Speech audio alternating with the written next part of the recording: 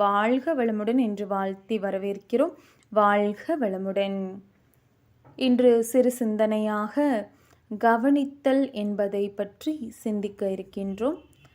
கவனிப்பது அப்படின்னா என்ன? நம்ம நடந்து போயிட்டுருக்கோம்.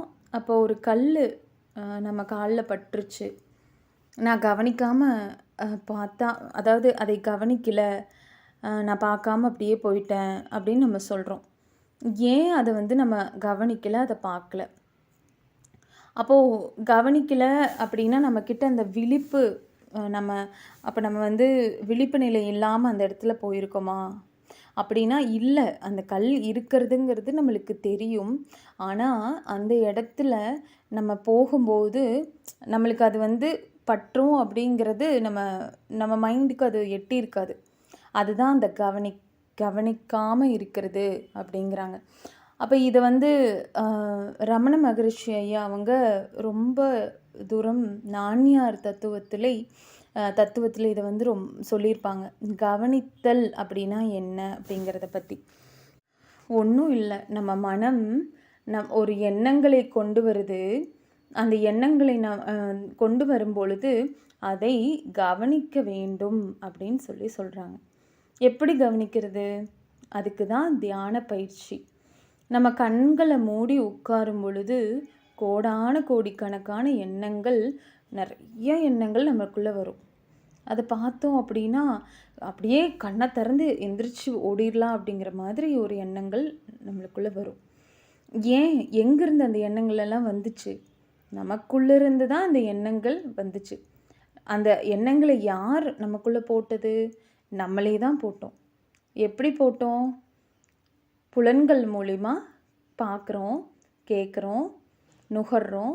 தொடு உணர்வு மூலிமா இந்த 5 கருவிகள், பஞ்ச இந்திரியங்கள் மூலிமா செஞ்ச வேலைகள் எல்லாமே நம்மளுடைய புலன்களில், மேல் மனதில் பதிவாகி, மூளை செல்களில் பதிவாகி, நடுமனதில் அது ஜீவகாந்த அலை, நம்ம உடலில் உயிர்லேருந்து வெளிவர அலை ஜீவகாந்தம். அந்த ஜீவகாந்த அலை மூலிமா கருமையத்தில் போய் பதிவாகுது.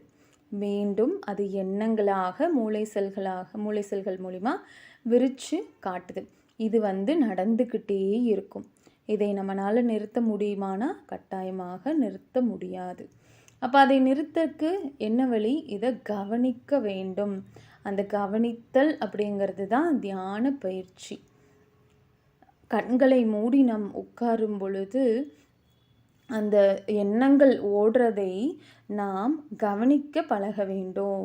எப்படி கவனிக்கிறது? ஒரு ரயிலில் போயிட்டுருக்குது, ஒரு ட்ரெயின் போயிட்டுருக்கு. நம்ம போய் ட்ரெயினில் ரயில்வே ஸ்டேஷனில் நின்று நம்ம ஏறுறது வேறு. வெளியில் நம்ம போய் ட்ரெயின் நம்ம தொலையிலிருந்து நம்ம பார்ப்போம். அந்த சிக்னல் எல்லாம் ட்ரெயின் போகும் இல்லைங்களா? அப்போ அந்த ட்ரெயினை நம்ம வெளியில் நின்று பார்த்து அது போனதையும் நம்ம பாட்டுக்கு நம்ம சிக்னல் கடந்து போயிடுவோம். ஆனால் அந்த ட்ரெயின் கூடயே நான் போகணும், எனக்கு டிக்கெட்டே நான் வாங்கலை, ரயில்வே ஸ்டேஷனும் அது இல்லை, ஆனால் நான் அந்த ட்ரெயின் கூட போகணும்னு நினச்சோம் அப்படின்னா அது என்னாகும்? அது சாத்தியமே கிடையாது. அதுபோல் நம்ம என்ன பண்ணுறோம்? ஒரு எண்ணம் வரும்போது அதை எப்படி ட்ரெயின் போகிறத நம்ம பார்க்குறோமோ அது மாதிரி பார்க்காம அந்த ட்ரெயின்லையே ஏறி போகணும்னு நம்ம நினைக்கிறோம். அதுதான் நம்ம கவனிக்காமல் இருக்கிறது. ஒரு எண்ணம் வருது, இப்போ நான் நாளைக்கு ஆலியார் வரணும் அப்படிங்கிற ஒரு எண்ணம் எனக்குள்ளே வருது அப்படின்னா நான் ஓகே நம்ம போய்க்கலாம், அதுக்கான காலம் நேரம் வரும் அப்படின்னு நினச்சி அதோடு நம்ம ஸ்டாப் பண்ணிக்கணும். நம்ம என்ன பண்ணுறோம்? அது கூடயே நாளைக்கு நான் எப்படி போகிறது, நான் இந்த பஸ் ஏறலாமா, பொள்ளாச்சி போகலாமா, கோயம்புத்தூர்லேருந்து ட்ரெயினில் போகலாமா, அப்புறம் அங்கே போய் நான் புக் பண்ணாமல் விட்டுட்டேனே, இப்படியெல்லாம் நிறையா நம்மளுக்குள்ள அந்த எண்ணங்கள் பின்னாடி வந்துக்கிட்டே இருக்கும். அப்போ அந்த எண்ணங்களை அதே ஒரே இடத்துல நாளைக்கு நான் போகணும் அப்படின்னா அதை ஓகே நாம் போய்க்கலாம் அப்படிங்கிறதோடு அதை நம்ம முடிச்சுக்க பழக வேண்டும். அப்படி இல்லை அப்படின்னா அந்த எண்ணம் நம்மை ஒரு கதை மாதிரி ஒரு சினிமா படமே எடுத்துரும். அந்த அளவுக்கு அந்த எண்ணத்திற்கு நிறையா அது கூட்டிக்கிட்டே போகும், நிறைய டைரக்ஷன் பண்ணும், நிறையா என்ன சொல்கிறது, நிறைய உள்ள போய்கிட்டே இருக்கும். அது இல்லாமல் மேலால் நம்ம கவனிக்கும்போது, ஒரு எண்ணத்தை கவனிக்கும் பொழுது அந்த எண்ணம் அப்போவே அது காணாமல் போயிடுது அப்படிங்கிறாங்க மகான்கள். எப்படி காணாமல் போயிடுது? ஓகே, இந்த எண்ணம் ஒரு முறை நமக்குள்ள ஒரு எண்ணம் வருது.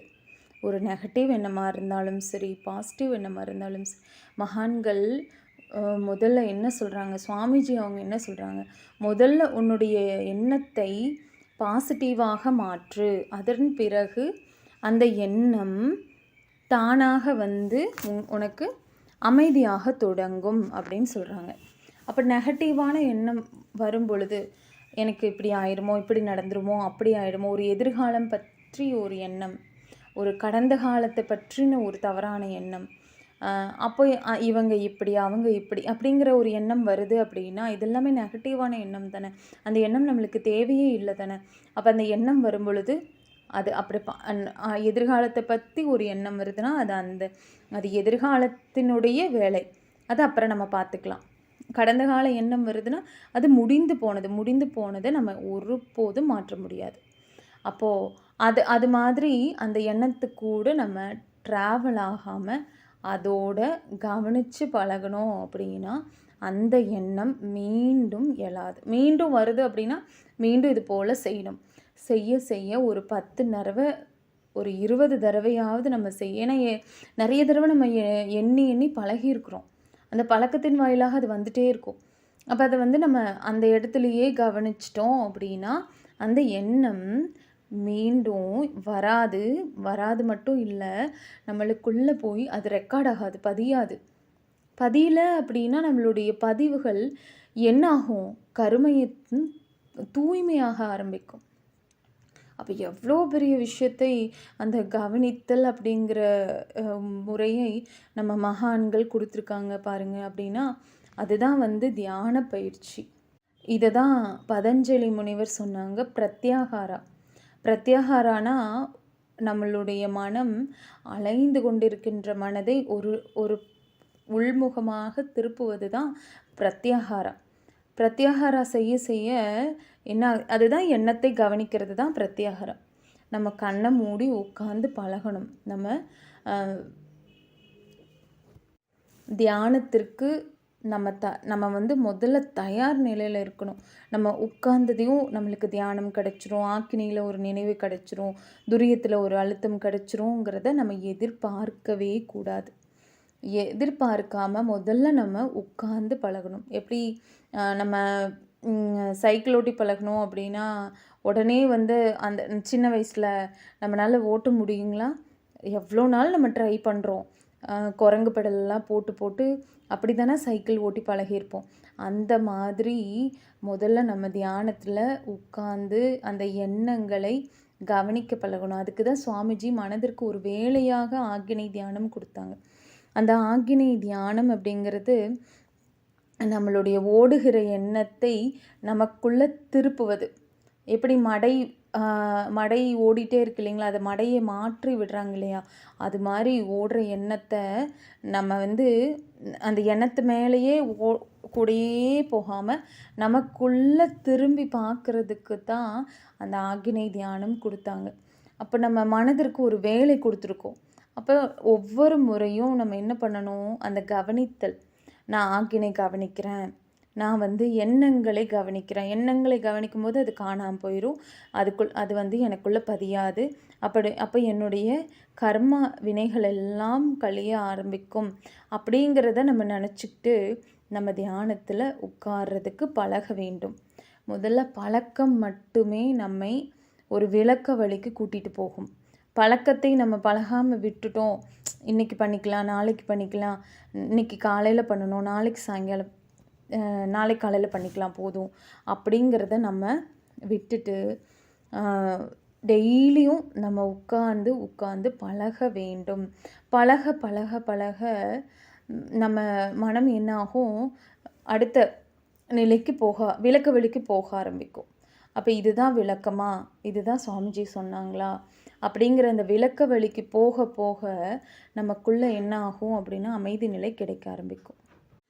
அப்போ ஆம், முந்தைய காலங்கள்ல எல்லாம் என்ன பண்ணாங்க, நம்மளுக்கு தியான பயிற்சிகள் கொடுக்கறது அப்படிங்கிறது ரொம்ப கஷ்டம். இப்போ நம்ம இவ்வளோ எண்ணங்கள் நமக்குள்ளே இருக்கிறப்போ அதே மாதிரி தானே இருக்கும்.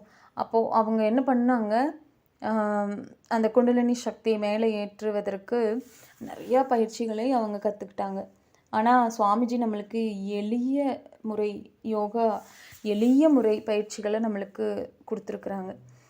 நம்மளுடைய யோகா அப்படின்னா என்ன நினச்சிருக்காங்க ஒவ்வொருத்தர், நம்ம தலைகீழாக நிற்கிறது, சிரசாசனம் பண்ணுறது, இப்படி தான் நினச்சிருக்காங்க. அப்படி இல்லை. நம்ம யோகம் அப்படின்னா நம்மை நாம் புரிந்து கொள்ளுதல், நம்மை நாம் அறிந்து கொள்ளுதல், நமக்குள்ளே இருக்கிற குறை நிறைகளை உணர்ந்து இந்த வாழ்நாளை நாம் எதுக்காக பிறந்தோம் அப்படிங்கிறத தெரிஞ்சுக்கிறது தான் இந்த யோகம் அப்படிங்கிறதே. அதில் எல்லா மகான்களும் இந்த தியான பயிற்சிகளை கொடுத்துருக்குறாங்க. அதில் இது கவனிக்கிறதுங்கிறது மிகப்பெரிய ஒரு விஷயம். அப்படி கவனிக்கும்போது அதுதான் ஆத்ம விசாரம் அப்படின்னு சொல்கிறாங்க. அந்த கவனிப்பது அப்படிங்கிறது தான் ஆத்ம விசாரம். ஆத்ம விசாரம் அப்படின்னா நம்மளுடைய ஆன்மா, அந்த ஆன்மாவை நம்ம கவனிக்கும்போது அதுக்குள்ளே இருக்கின்ற ஒரு பதிவுகள் அனைத்தும் கழிய தொடங்குகின்றது. இதனால் நம்ம ஒரு பற்றற்ற நிலைக்கு, அந்த பற்று நமக்குள்ளே இல்லாமல் நீங்குகிறது அப்படிங்கிறதையும் நம்மளுக்கு சொல்கிறாங்க மகான்கள். இப்போ நம்ம என்ன பண்ணணும், கவனிக்கணும். அதாவது ஒவ்வொரு நிமிஷமும் ஒவ்வொரு க்ஷணமும் இந்த கவனிக்கிறதை நாம் செய்ய வேண்டும் சொல்கிறாங்க. அப்படி முடியாமல் இருக்கிறதுக்கு, அதாவது எல்லா நேரமும் நம்ம விழிப்பு நிலையோடு கவனிக்கணும் அப்படிங்கிறது முடியாததுனால தான் நம்ம ஒரு 10 நிமிஷம் 20 நிமிஷம் தியான பயிற்சிகள் செய்ய செய்ய செய்ய நம்மளுக்கு அதே மற்ற நேரங்களில் நம்மளுக்கு உதவியாக இருக்கும் அப்படின்னு சொல்கிறாங்க. அப்போ நம்ம எண்ணங்களை கவனிக்க தொடங்குவோம். எண்ணங்களை தியானமே வரலையா, அமைதியாக உட்காந்து கண்ணை மூடி எண்ணங்களை மட்டும் கவனிப்போம். எண்ணங்களை கவனிக்க கவனிக்க என்ன ஆகும் அப்படின்னா, எண்ணங்கள் எல்லாம் போயிடுச்சுன்னா தியானம் ரொம்ப ஈஸியாக வந்துடும். எண்ணம் வரக்கூடாது, இல்லை அந்த எண்ணத்துக்கு பின்னாடியே போகணும்னு நினைக்க என்ன ஆகணும், தியானம் கிடைக்கிறது மனம் சோர்வாயிடும், உடல் சோர்வாயிடும். அப்போது எண்ணங்களை கொஞ்ச நேரம் கவனிச்சு பாருங்கள். அந்த எண்ணங்கள் காணாமல் போனதுக்கப்புறம் ஆக்கினை தியானம் துரியம் என்ன, சுத்த வெளிக்கு தானாக மனம் விரிந்து செல்லும். எண்ணங்களை கவனிப்போம். வாழ்க வளமுடன். வாழ்க வளமுடன்.